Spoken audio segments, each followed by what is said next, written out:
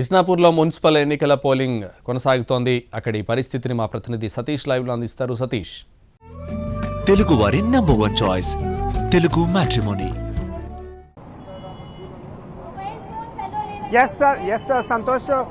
పటాన్చెరు నియోజకవర్గ పరిధిలో 5 మున్సిపాలిటీలు ఉన్నాయి. ఈ 5 మున్సిపాలిటీలో ఇస్నాపూర్ మున్సిపాలిటీలో ప్రస్తుతం ఎన్నికలు కొనసాగుతున్నాయి. మనం ప్రస్తుతం ఇక్కడ ఇస్నాపూర్ దగ్గర ఉన్నటువంటి జిల్లా పరిషత్ ఉన్నత పాఠశాల దగ్గర ఉన్నాం. ఇక్కడ మొత్తం ఒకే ప్రాంగణంలో 21 మున్సిపాలిటీలో పోలింగ్ బూతులు ఉన్నాయి. ఇక్కడ చూడొచ్చు పోలింగ్ స్టేషన్ 21 దగ్గర నుంచి 35, అదేవిధంగా మొత్తం పూర్తిగా 41 పోలింగ్ బూతులు ఒకే స్టేషన్లో ఉండడం ఇక్కడ కనిపిస్తుంది. కొత్తగా ఏర్పడింది పటాన్చెరులో.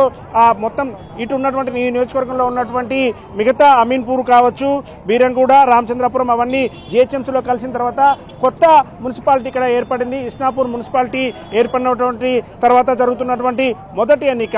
ఈ పోలింగ్ బూత్ లో 21 స్టేషన్లు ఉండడంతో పూర్తి స్థాయిలో పోలీసు భద్రత ఏర్పాటు చేశారు.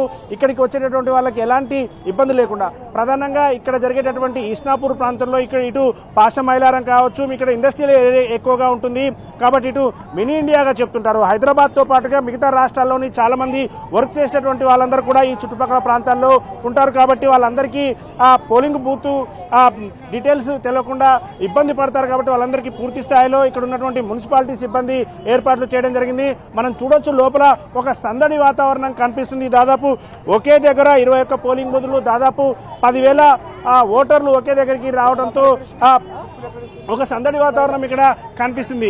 సాయంత్రం వరకు 5 గంటల వరకు ఇక్కడ పోలింగ్ కొనసాగబోతుంది. దీనికి సంబంధించి అధికారులు పూర్తి స్థాయిలో కూడా ఏర్పాట్లు చేశారు. మొత్తం పటాన్చెరులో ఉన్నటువంటి 5 మున్సిపాలిటీలలో ఇస్నాపూర్ మున్సిపాలిటీకి సంబంధించి కొంత సమస్యాత్మకమైనటువంటి పోలింగ్ బూతులు ఉన్నట్టుగా కూడా నిన్న అధికారులు పోలీసులు గుర్తించారు. అందుకోసం ప్రత్యేకమైనటువంటి ఏర్పాట్లు చేశారు.